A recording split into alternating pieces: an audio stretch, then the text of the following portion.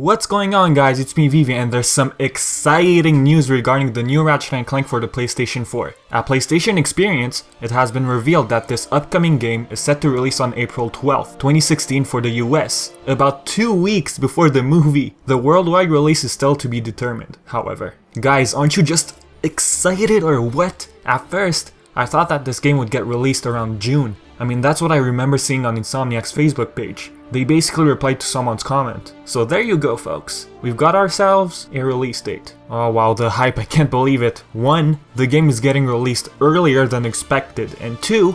There's the movie coming out 2 weeks after. Fortunately, I was able to watch the live stream of the event, and luckily, I was on time. I stumbled upon an interview featuring Ted Price, Insomniac CEO and founder.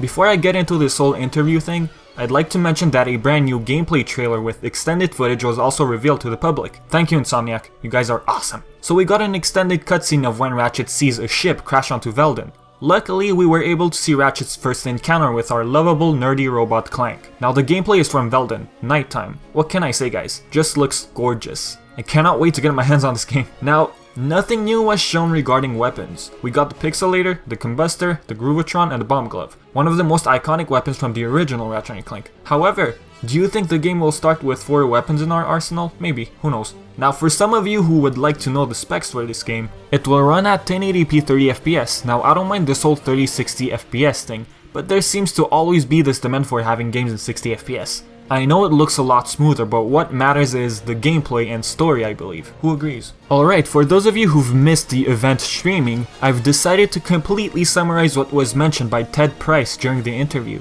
I mean, we're lucky enough to get an interview with the founder of Insomniac Games. I think everyone deserves to know all the awesome details regarding this game. So first, Ted mentioned that they wanted to come up with a new reimagined Ratchet and Clank game, but by also maintaining a balance with the classic. By balance, he means that they must stay true to the original, but by completely updating everything and making sure that everyone feels that there is some classic Ratchet and Clank in there. Now the story is told from Quark's perspective. I know some of you already know this, but it's kind of helpful for those who are new to this channel or didn't know much about this game. The game has modernized controls, of course. The original did not have any locking and strafing. The weapons have been updated. Some weapons are from Crack in Time and Tools of Destruction. New boss battles have been mentioned. Now we all know that the cutscenes look absolutely gorgeous. The CEO mentioned that some of the cutscenes were an engine of the game, but some were really taken from the movie, basically integrated. He mentioned that it's pretty hard to notice any difference due to how technology evolved today. No doubt about that. He mentioned that the PS4 allowed them to render so much more visuals. Lighting global illumination, that's what they call it. The PS4 allowed them to add a lot more detail and make the environment a lot denser. The PS2 was very limited. Insomniac used the maximum it could handle. I mean, look at Veldin. The lighting is absolutely great.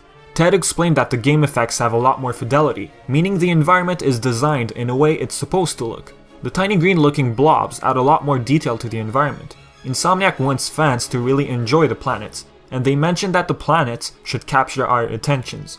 Basically, make them eye-catching. The Pixelator is pretty much a typical Insomniac Games idea. It's cool and funny, just like the Groovitron. The Combustor is pretty much a go-to weapon for Price. It's really simple and is a weapon which comes in handy quite often. One of his favorite weapons from the original game is the Bomb Glove. It's simple and unique, and is quite a memorable weapon if I do say so myself.